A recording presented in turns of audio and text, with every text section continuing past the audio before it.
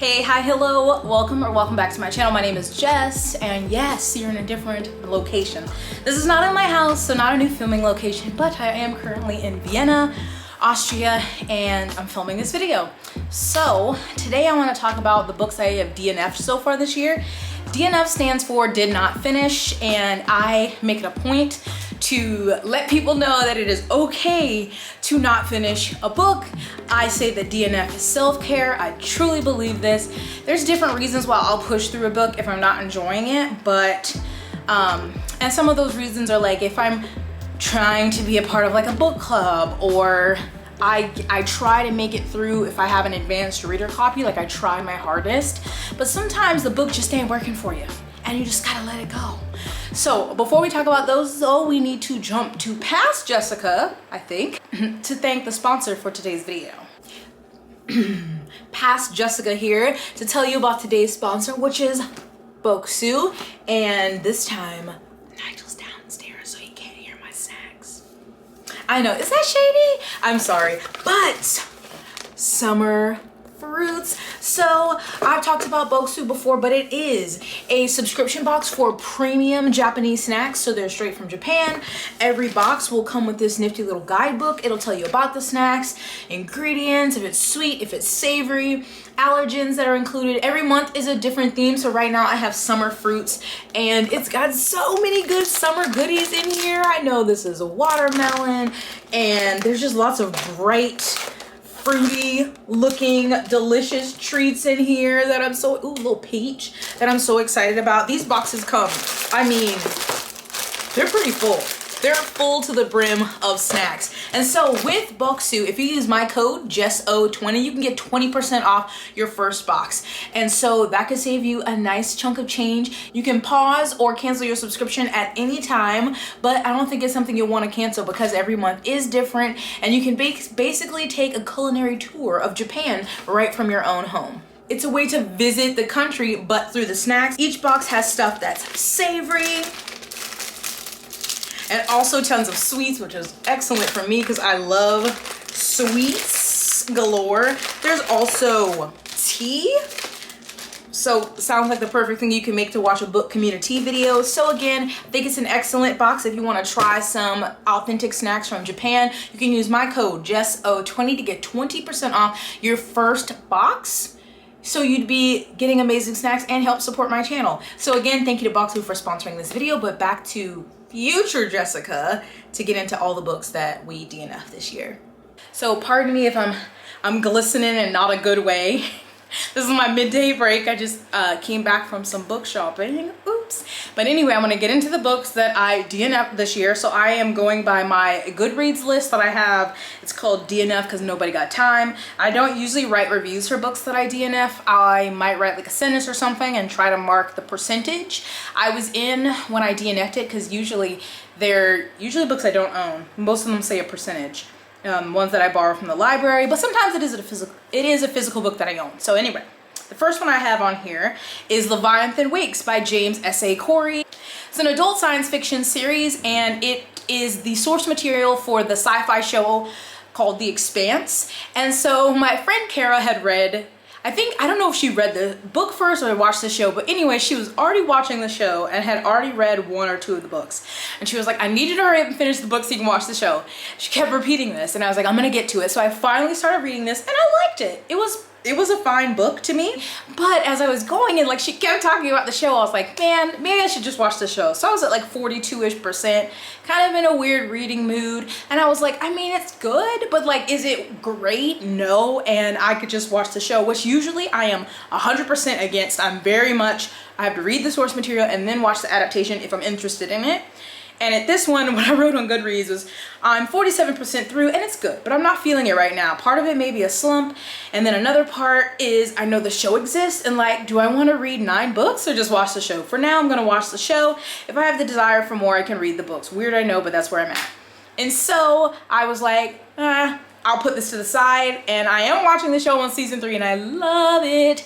Although I have heard people, and I talked about this in a live stream about DNFing the book, and some people said that they watched the show and then read the books and still really enjoyed it, because I feel like sometimes if you read the you watch the adaptation and then go back and read, the enjoyment usually doesn't work for me. But I was like, you know, in the future, I'm not completely crossing it off my list. Some people DNF and will like never again go back to it. For me, it's now. I may get back to it later, but I was like, and I'm just really enjoying the show. Amos. Also, I'm sorry if you can hear a fan. There's no air conditioning in this flat. I don't know how they make it. But then the next one, I was like really torn about DNFing, but it's Real Life by Brandon Taylor. And this was like, I think I was shortlisted for the Booker, I'm pretty sure. And I was like, oh my gosh, and it's a Black author, and I just kept hearing amazing things about it. And it is literary fiction, something I don't read often, but occasionally I do. And so all I really knew, actually I really didn't know anything about it, but on Goodreads, it talks about an introverted young man from Alabama, Black and queer, left behind his family without escaping the long shadows of childhood. He's going to a Midwestern university to work towards a biochem degree. So already a Black man in STEM, rare that in the Midwest, coming from Alabama. And so I was like, oh, this could be a really interesting story, and I just did not connect to it. On Goodreads, I put DNF at 25%, just boring. Maybe I'll come back to it one day. When it said Real Life, he was not lying. It really was taking me through. He got up for breakfast. He looked at his friend. He checked his phone. He went out for lunch. He was like, I'm gonna leave early. Like, I was like, and I'm sure it got to deeper parts because I did quit so early in the book, but I was bored. And I feel bad saying that. So like, I don't know if I'd ever try it again. Maybe. Actually, I don't know. I don't think it was for me. All right. This one is really popular, and I was expecting to love it because I have been reading more romance recently, but it was Spoiler Alert by Olivia Dade. And I know so many people love this, especially because of the plus size rep. The character on the front of the book even is actually a plus size woman, and the story is like two people who are involved in it. In the book, it's basically their Game of Thrones, and he's an actor and she's like a geologist or something, but she writes fanfic, I believe, and they both are like in the fandom community online and are talking to each other but don't know who each other are, or like she knows who they're talking to each other, they don't know who each other are under their like online names, but like obviously she knows of him from the show, he doesn't know of her because she's not like famous, and they end up going on a date together. And I think there's for a while he doesn't tell her that he's the person she's talking to online, if that makes sense. So I only got, let's see, where did I get? DNF'd 20%. The fan fiction cosplay element isn't working for me, and it's a large part of the book. So it is, because she cosplays, she writes fanfic, he writes fanfic, he's on the show. It's a huge element of the story, and I just didn't care. Like, when those parts with like an excerpt of fan fiction or something, or talking about cosplay, I just was like, okay. So I just wasn't enjoying it, so I DNF'd it. And I have zero qualms with, I don't have to give myself like I have to get 40%, I have to get 50% into a book. Once I'm like for sure, no, I'm gonna let it go. So I know so many people would love that one. I would be willing to give another book by the author a chance and hope it was just the fandom part that didn't work for me, but sadly, spoiler alert, was not. Then I DNF'd Edge Dancer by Brandon Sanderson. This is a novella, and it's between, it says 2.5, so it's between Words of Radiance and Oathbringer in the Stormlight Archive. So I've read the first two books, and I was preparing to read Oathbringer, so a lot of people, well, actually I was really split on if you needed to read Edge Dancer or if you didn't. So I was like, okay, I'm gonna read it. I borrowed it from the library, and I think I got the ebook and then I got the audio, and neither worked for me. On Goodreads, I DNF'd it at 20%. I just don't care, question mark. Maybe I'll read it one day, but right now, no thanks. Like, the character this follows is a character from one of the previous books. So if you haven't read the Stormlight Archive by Brandon Sanderson, it's one of his adult fantasies. Like, it's super epic fantasy. It's going to be in total a 10-book series, but it's split into 2 5-book arcs. And right now 4 books are out, and they're super long. Like, the first one's like 900 pages or 1,000 pages, and the next one gets longer. It's like 1,100 pages, and then the next one's like 1,200 pages. Like, they're so long. And don't get me wrong, I enjoyed both of the books. First books I read, I gave them 4 stars. I still think they're too long. But anyway, in the books, there are these interludes that happen where it's with this character that has nothing to do with the current story. It's like some outside story, and sometimes it connects to the story, or sometimes it doesn't. And I'm like, they really take me out of the story. And like, at one point I started skipping them. So the character you follow in Edge Dancer is a character from one of those interludes. And I didn't even read that interlude because I was like, I'm gonna DNF this book if I have to keep reading these interludes. So anyway, I was trying to read this story because a lot of people like this character, and I didn't care. Didn't work on ebook, didn't work on audio. I was like, I'm just gonna read Oathbringer. And yeah, we'll get to that. This was a buddy read. I was buddy reading this with Abby. I'll link all their channels below. Abby, Elle, and Jessie Mae. And we were gonna do a live show about it, but only Abby, sorry Abby, finished the book, and the rest of us ended up DNFing it. And that is The Bone Ships by R.J. Barker. So I love these covers, and Elle asked if I was interested in reading it. I was like, sure, sounds like fun. I thought it was like piratey, adult fantasy, gonna be swashbuckling good time. I DNF'd it at 45%, and I said again, I just didn't care at all. It was, I don't know, I started reading the ebook, and I kept rereading the same part because I was like, I don't know if it's the writing or if it was me. Then I got the audiobook, and I followed along with the ebook, and I would fall asleep. Like, I just was like, the story was boring. Like, I don't even know what the story's supposed to be. It's supposed to be a saga of honor, glory, and warfare. So it's talking about these ships that are built from the bones of ancient dragons to fight an endless war, and the dragons disappeared, but the battles persisted. But it was just stuff, boring stuff. Like, I really don't have a lot to say. I don't think the writing worked with me, and the story was boring. And so that's like 2 big things. And I said, no thank you. I know that Elle read another one of this author's books. I think it's called Age of Assassin or Assassin something. And she said it was completely different. Like, she really liked that one. And I'm like, I have a lot of books to read. It's not high up on my list, but at least if you didn't like The Bone Ships, maybe you can try that one because they seem to be very different. I'm really surprised at this next one. I thought I was going to love it, and it's Arusha and the End of Time by Roshni Chokshi. So this is her middle grade series that's under the Rick Riordan Presents imprint.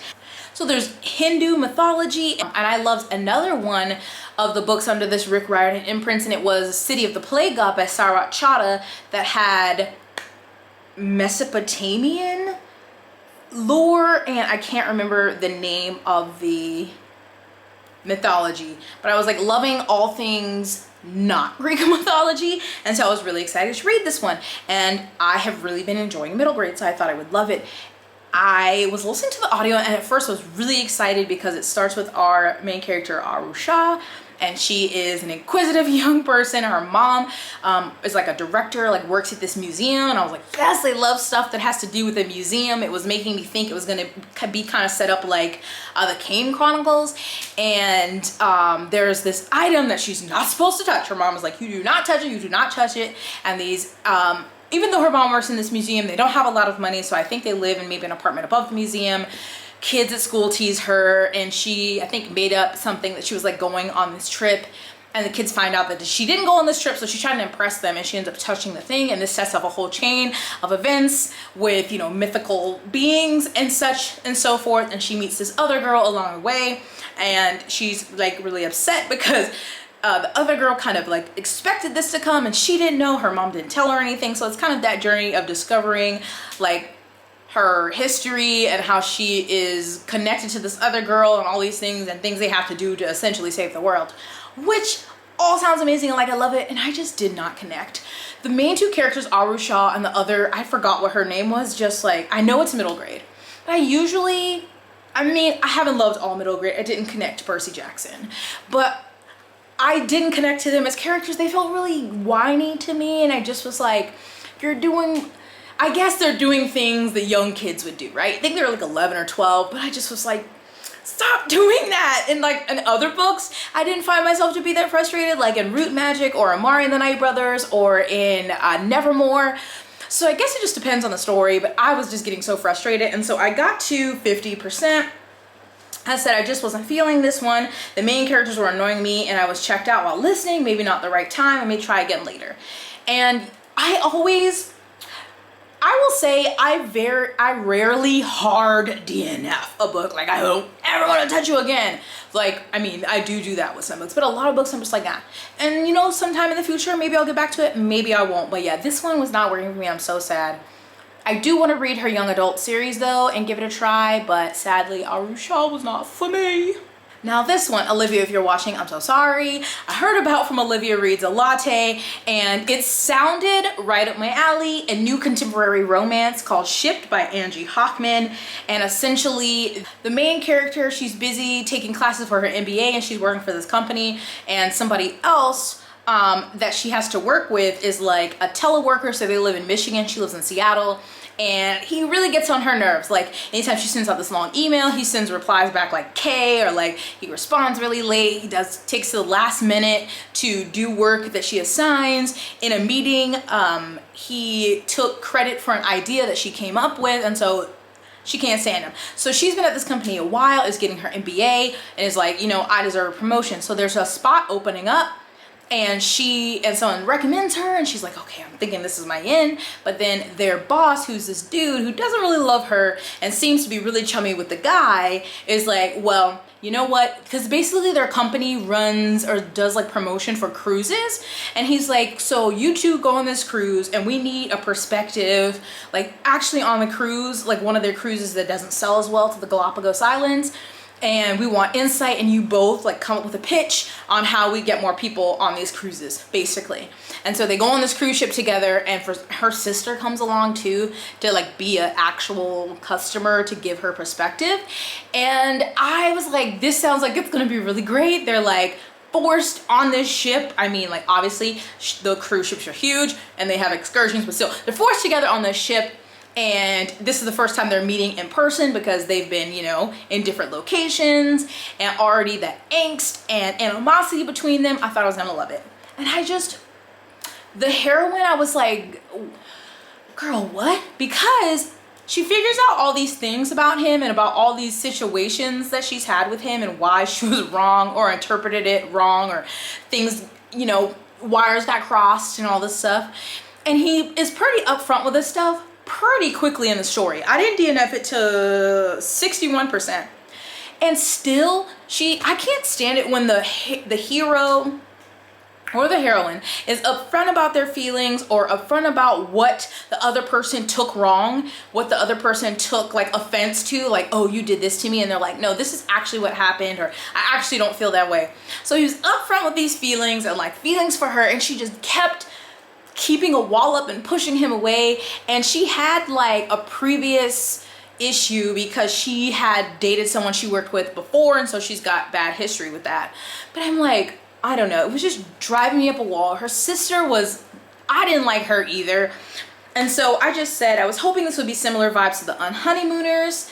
The idea could have worked if Christina Lauren wrote it. I just didn't care about the romance because the main gal annoyed me. Her sister was also annoying.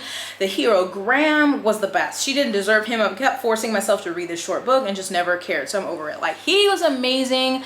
He was, you know, he was still cautious and careful, but he still was honest with his feelings when she kept just trying to hide behind, you know, excuses and other things. And I just was like, girl, he needs somebody else because you ain't worth it. You ain't worth it, girl. So that one was not for me, sadly.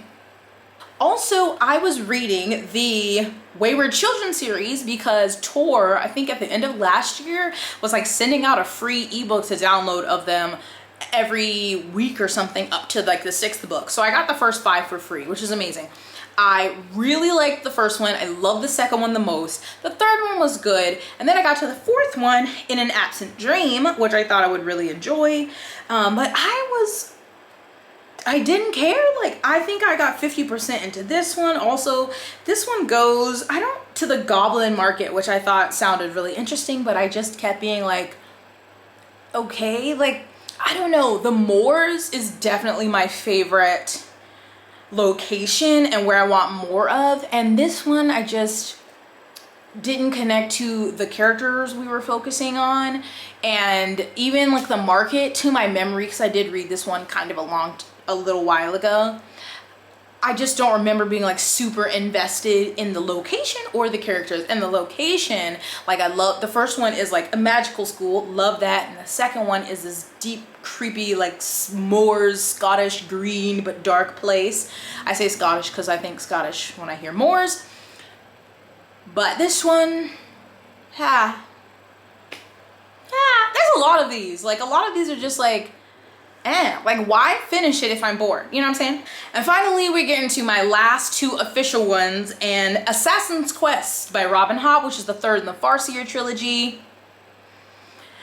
If you've been here for a little while, you know my grievances with Robin Hobb. Her writing is beautiful. I will not take that away from her, but my God, she is long-winded, and that is an understatement.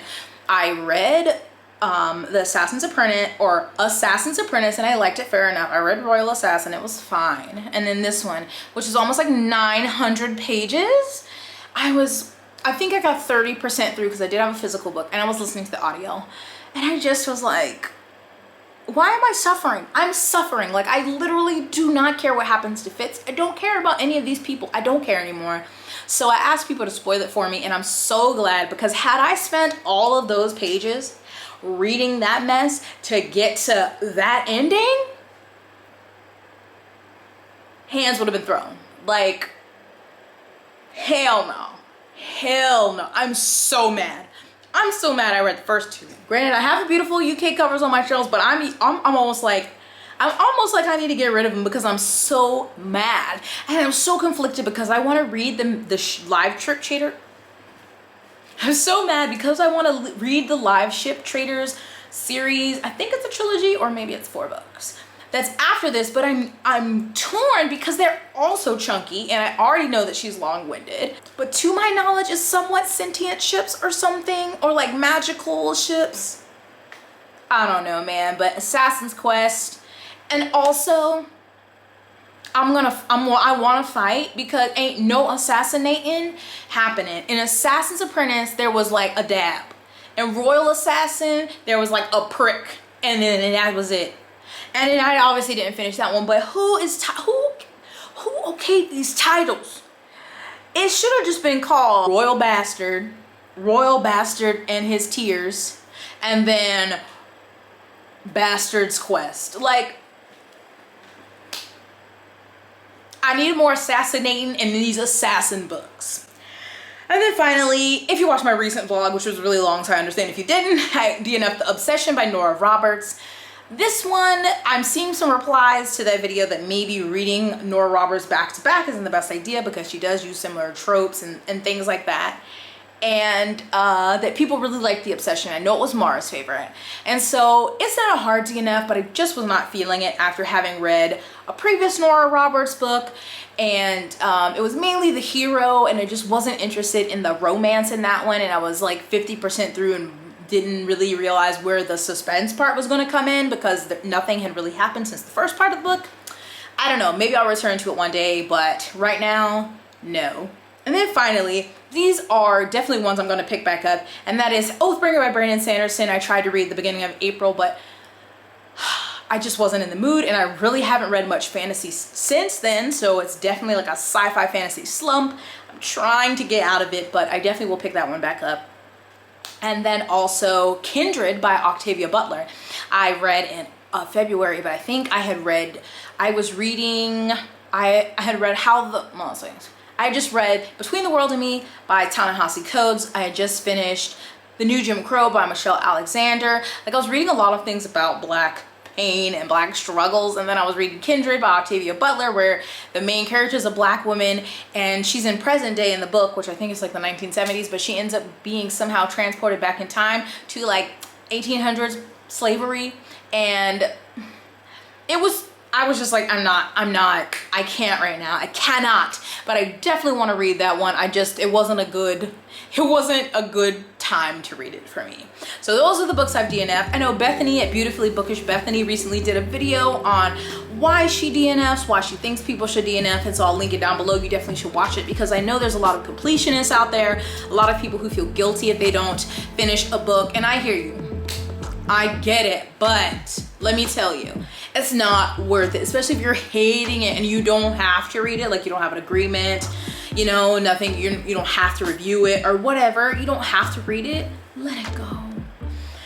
I mean, you could always come back to it at a different time or just not. There's so many books out there, why waste your time? Like, I just want y'all to let it go. Just kidding.